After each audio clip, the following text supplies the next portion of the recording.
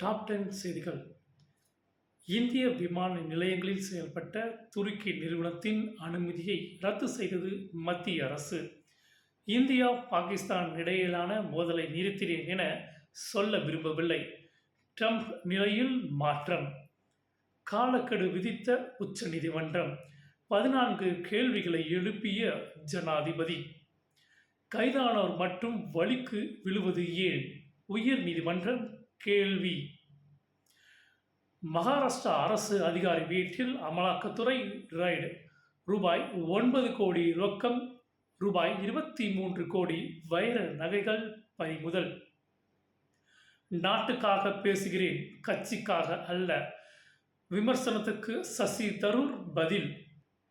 இந்தியாவிடம் பயங்கரவாதிகளை பாகிஸ்தான் ஒப்படைக்க வேண்டும். ஜெய்சங்கர் அதிரடி. தேசிய ஜனநாயக கூட்டணியில் தான் நீடிக்கிறோம். ஓபிஎஸ் பேட்டி.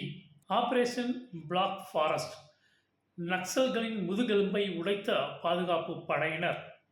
யுபிஎஸ்சி தலைவராக முன்னாள் பாதுகாப்பு செயலர் அஜய்குமார் பதவியேற்பு. இந்தியாவில் ஆப்பிள் நிறுவனம் முதலீடு.